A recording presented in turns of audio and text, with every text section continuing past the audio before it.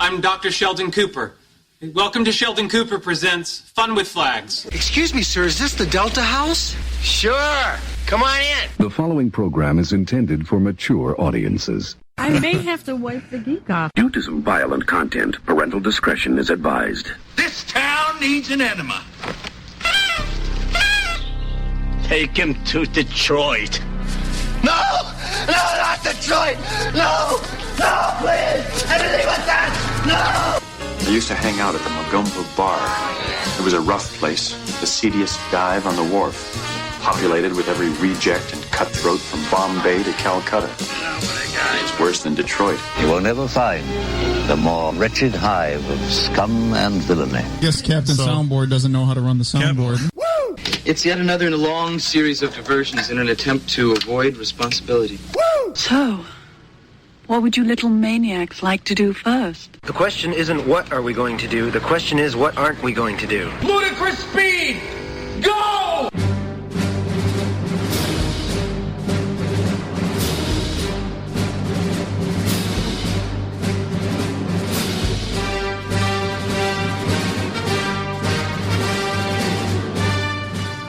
And once again, we are live.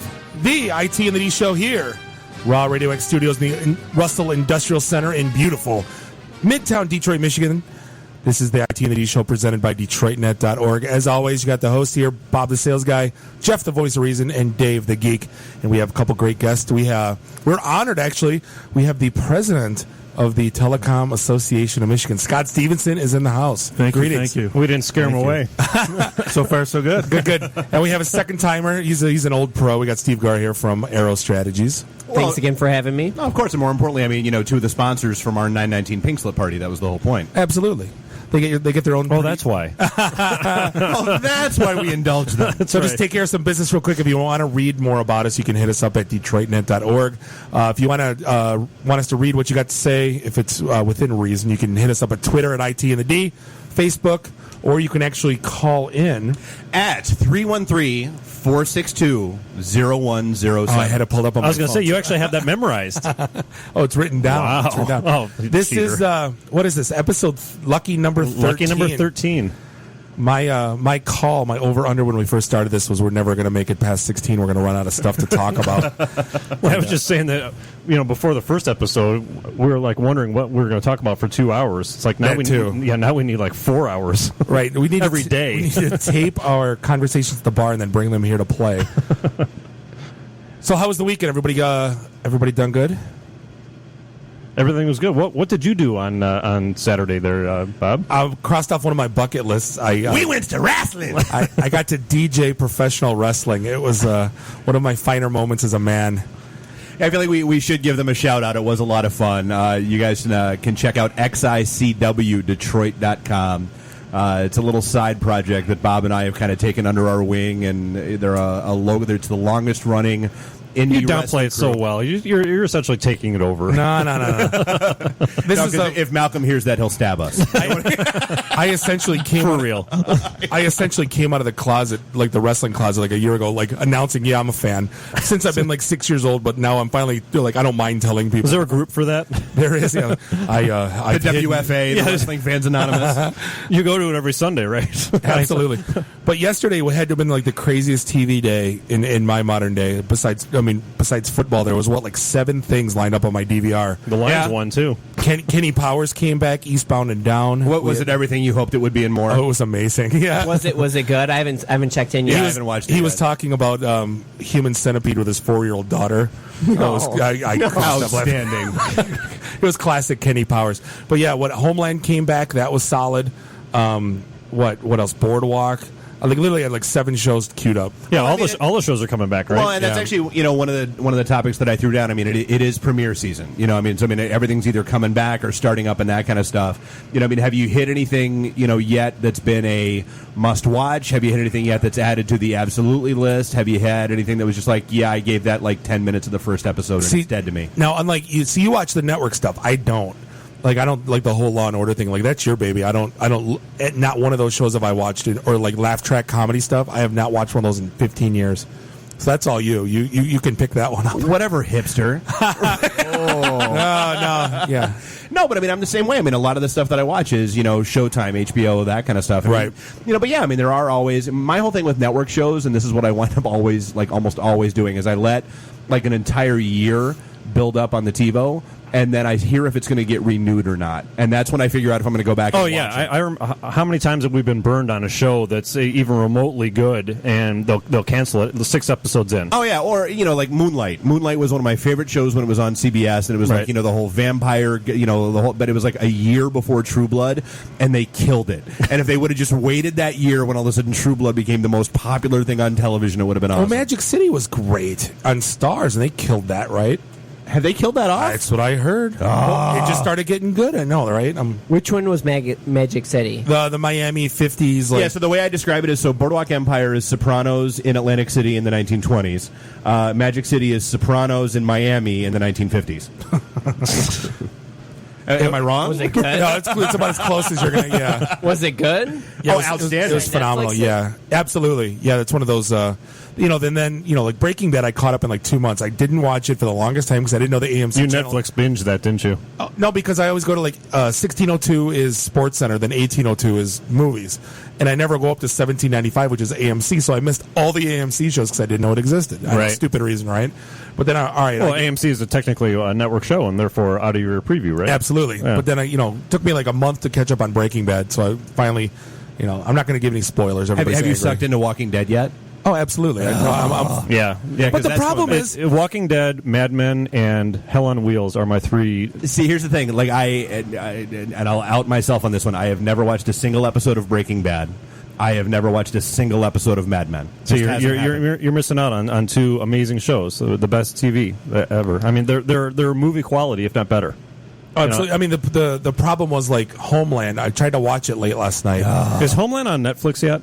Or on anything? I don't know. Anything instant yet? So the next, I don't have. Well, that's on Showtime or HBO. So the Showtime. last Showtime. season is now on Netflix. Is it? Okay. Yeah, but they don't until the end of the season. It's always it's always behind. But Bo's watching with me, and she wants me to fill me in. I go, I don't remember. It's been a year and a half since the last episode. Since it ended. Right now, I'm trying to I don't remember who that guy is. Who's that? It's like my sister just started binge watching a Mad Men on Netflix, and she's like, what's happening?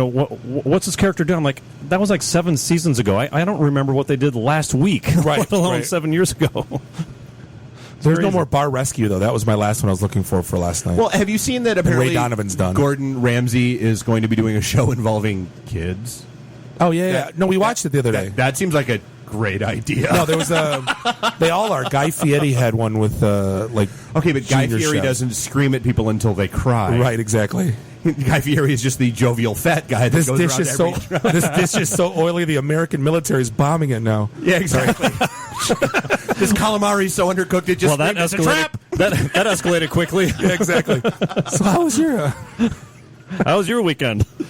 Outstanding. Back to business. Well, no, but just talking about general stuff that's going on and covering business. So we did have our Pink Slip parody back on 9/19 down on 9/19 at St. Andrews Hall. I'm making fun of people, Jeff. They get sensitive. Yeah, exactly. God forbid I storm out. Somebody's going to walk out of here. Crickets. We had our Pink Slip party on 9/19 down at St. Andrews Hall, which was over the top awesome, and again, in no small part thanks to the sponsors that we have in studio with us. No way we could have done it without them. No, but we do literally. But we do have our next event scheduled, and in fact, we already are getting phone calls, emails, tweets about, okay, when's the next event? I missed, St. Andrews, that kind of stuff. And it's October 17th, back room, Blackfin, Royal Oak. We'll be there starting at 5:01, just like always. Should be a great night. I like the socials because you don't have to do anything. Well, yeah. Well, but I mean, the thing That's different for you, how? Right, exactly. Okay, you know what? I will give him credit. Bob actually dove in this time around with the Pink Slip party and busted ass and got shit done. I did. No, but Jeff, honest to God, I'm kidding. As much as I'm a network, I'm kidding. No, I know. But as much as I'm a network fan and I love to network, there's some days where I just, what? I just You're want spent. Yeah, you're mentally spent. My brain's done. Not tonight, dear. I have a headache. No, I never use that. He tells that to you all the time, Dave. My head could be cut off and be like, no, I'm good. Yeah. Let's pass me a work. PBR. Yeah, exactly. Just give me some duct tape. We're good. But there's just some nights that when I go to networking events, it's like I just, I'm here. Yep. But you know what? I want to talk to like 90% of life is showing up. Let me say hi to you guys, and let me talk to Steve for a couple minutes, and let me talk to two people, and then I'm like, awesome, let me get out of here. But that's the thing. Could you imagine, like the guys that are looking for? I always talk about networking being like dating, right? And the guys that are showing up at those events are like, dude, I need a job like yesterday. They're just oozing desperation. They're starving. Like, please literally. hire me. Like, Steve, I mean, what do you see that? Like when a guy's coming up and like, dude, I'm you see unemployed. the desperation all over their face. Do they act like night and day compared to the guy that's like, hey, I'm just fishing, or the guy that comes and's like, please hire me? Absolutely. It's night and day between the Pink Slip Party and the Detroit Net events, like your typical backroom ones. How's that? Pink Slip, it's more of a job fair. They're moving around. They're working the band. Don't say job fair. It's more close enough. It's the anti-job fair. Yeah, right. And when we're in the back room, it does take a lot more effort. You got to go talk to people. You're going to talk to some people that are cool. No name tags, no nothing. Yep, no name tags. So there's not that icebreaker right there. Also, you get the... we always joke that no matter who you talk to, they're a project manager. Right. Or a business analyst. And it's always a joke between my recruiters and I, and it's like always project managers, and just trying to talk to them, see what they want to do, what they're applying for.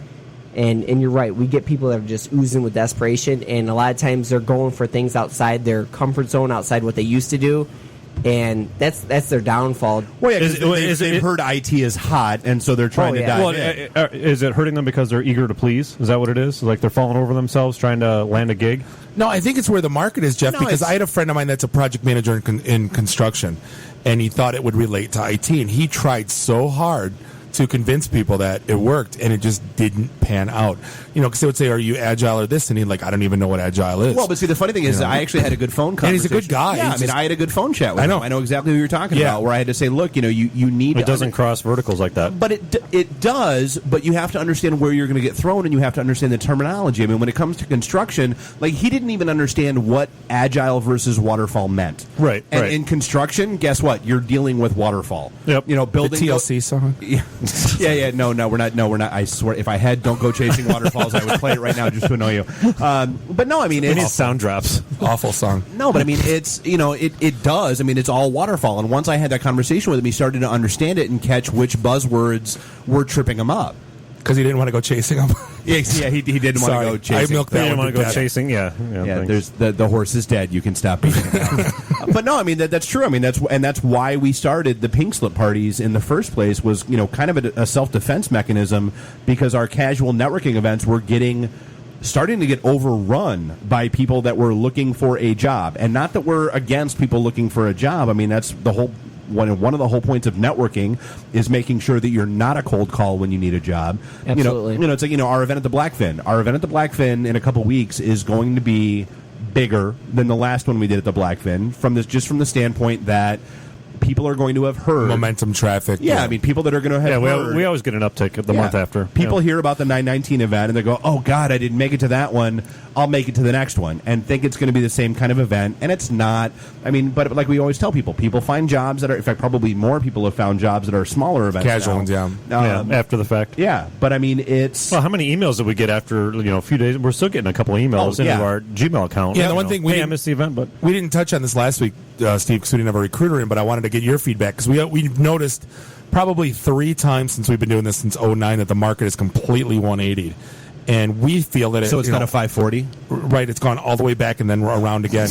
But what I'm saying is the people that are showing up at the events now, it's not what you got like a year and a half ago versus what you got a year and a half before that, because I think people now are more established and they're trying to look to better themselves versus, hey man, I haven't worked in 9 months. I mean, what's your take on how the market is right now?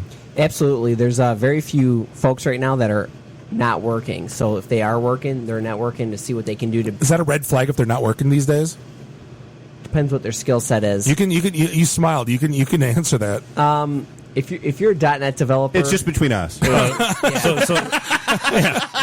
And our 3 listeners. So if you're the purple unicorn and you're not working, something's the matter. So when my recruiters will bring me a resume, that's one of the huge things I look at is I go, why aren't they working right now? Right. And if A lot of times you get the summer vacation. I haven't been summer off in whatever years, whatever. Been holding off for a management position. Yeah, I was just going to say Holding that. off for a management position. But I look at him and I go, how are you not working right now? And you kind of do one of those kind of like cringes going, Well, it's a soft skill, right? You know,